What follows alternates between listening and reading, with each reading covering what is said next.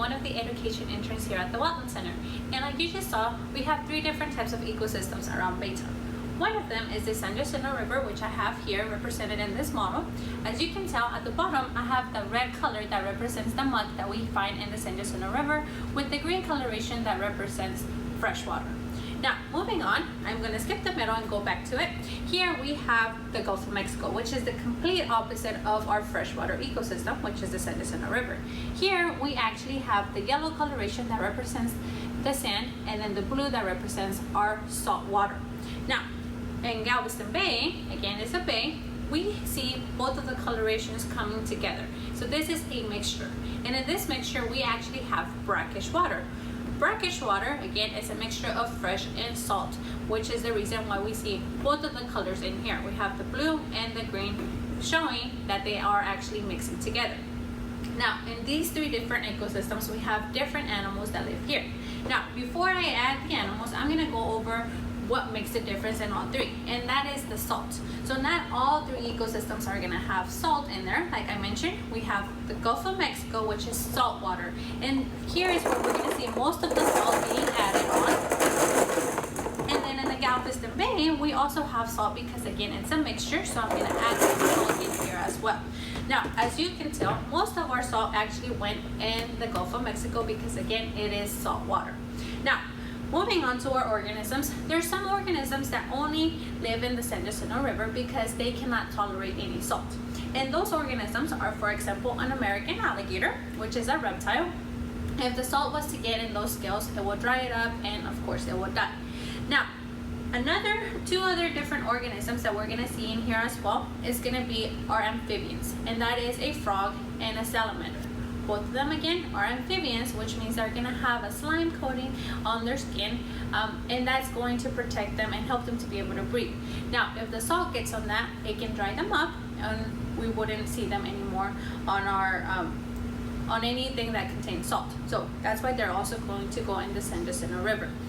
Another organism that we're gonna add on is gonna be our freshwater turtles. Some of them, it can be like an alligator snapping turtle, a soft-shell turtle like the one that you see here. Okay, I'm adding these in here as well. And then another thing that of course we're gonna see in here is going to be crayfish. Now, some people call them crawfish. It's exactly the same organism, but they are also dependent on our freshwater ecosystem. If you have ever ate this animal here, you know that the salt actually kills them, which is the reason why they're not going to be found in either Galveston Bay or the Gulf of Mexico. And I'm adding the crayfish in the San Jacinto River as well.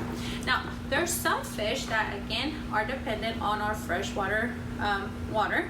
Now here we have a bluegill, some catfish, and I'm adding all of these again on the freshwater ecosystem. Last but not least, I also have some snakes. Now, snakes are a little bit different because we can actually find a different species in all 3 different ecosystems. One of the ones that we can find in the San Jacinto River is, for example, a ribbon snake. It's not venomous and they're very small actually in size. So that's what this snake is going to represent here. In Galveston Bay, we can find one of the venomous snakes that we actually know, and that's called cottonmouth. Now, I'm going to add the snake on here, and last we can also have some sea snakes, so I'm going to add him on the Gulf of Mexico. Moving on from the San Jacinto River, now I'm going to focus on Galveston Bay. Now, here again, we have brackish water, which is a mixture, and some of the key animals that we're going to find in Galveston Bay are going to be, for example, oysters, okay? And oysters are only found in brackish water. Now, oysters are extremely important because they can filter our water, which again, they're going to go in here. Other organisms are, for example, shrimp.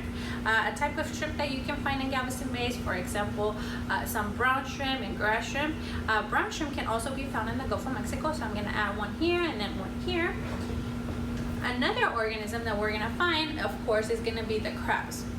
Now, I'm going to be specific with this one because you can see the different coloration on them.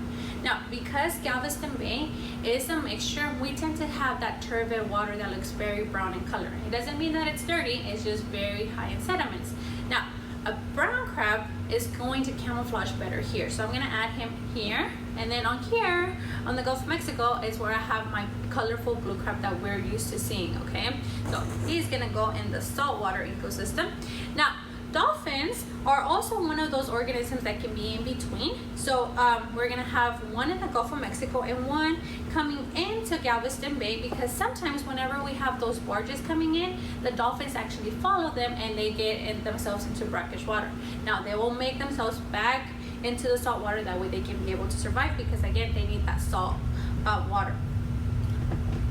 Moving on, we have the different organisms that live in the Gulf of Mexico. Again, this is saltwater, so we're gonna have a sea turtle, we're gonna have sea stars, not starfish, but sea stars that are added on here. I'm also going to add a couple of different sharks. Again, they are saltwater dependent. And then seahorses is another one that we're gonna find all over the Gulf of Mexico. And then last but not least, I'm going to add some invertebrates. So for example, like an octopus, okay? Now, as you can see, there's different organisms that live in each different type of water. Now, that being the case, it tells us why salt makes a difference and every ecosystem is important. Again, here we have the San Jacinto River with fresh water, Galveston Bay with brackish, and last but not least, the Gulf of Mexico with salt water. Thank you for watching and hope to see you soon.